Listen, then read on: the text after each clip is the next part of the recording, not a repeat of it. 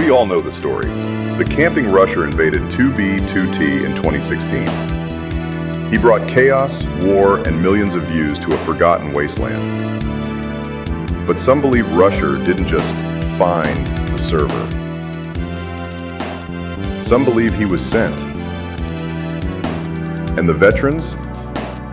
They never stood a chance. Buckle up, Mythical Spawners, because you've never heard a story quite like this one on the world's most dangerous anarchy server, 2B2T.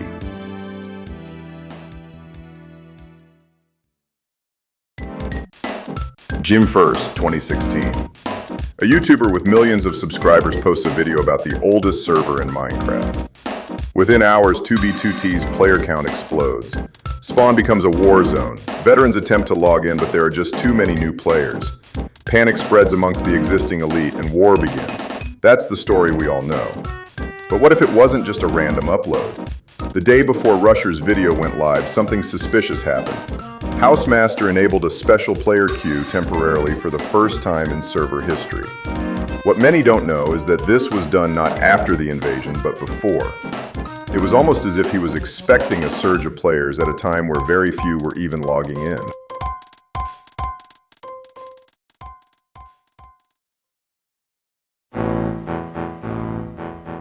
In the weeks leading up to Rusher's video, veterans reported strange behavior on the server. Obscure alts joining Spawn, quiet observers warping between end portals, stashes suddenly found and destroyed without a trace left behind. Alt accounts with names like Map Review and TCR Pilot were spotted. No messages, no kills, just watching. And there's the footage. Rusher's very first video shows zero lag, perfect angle, smooth travel, almost pre-recorded. And when asked how he found the server, his answer? It was recommended to me. By who? We still don't know.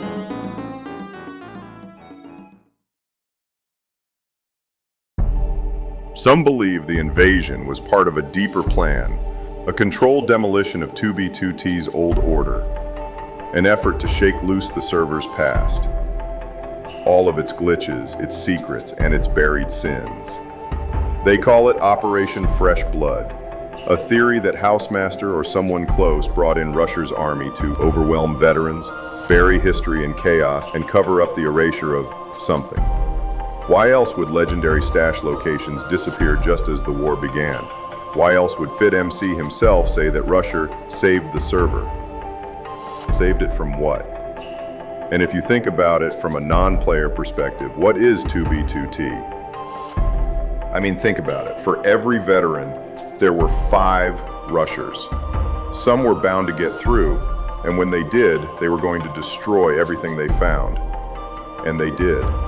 Before long, much of what kept the existing player base on the server was taken away, from reasonable ping to their monuments, items, and homes. And their replacements? A flood of kids not afraid to pay to win. It was a war of attrition, and many left, never to return. And how did all of this attention affect those in power? Could this be what FitMC was alluding to? But as we'll soon see, riches isn't the only reason to bring someone like Rusher to the server. So maybe Rusher wasn't just a YouTuber. Maybe he was a weapon. The chaos was the point. And if that's true, the Camping Rusher wasn't the villain. And he wasn't just the beginning of a cash cow. He was the reset button. So what do you think, Mythical Spawners? Was Rusher just the right guy at the wrong time, or was this a carefully crafted plan to turn 2B2T into what we see today? Leave your ideas in the comments below. I'd love to hear them. And remember, Myth fans, there are a lot more questions than there will ever be answers. Stay sharp out there.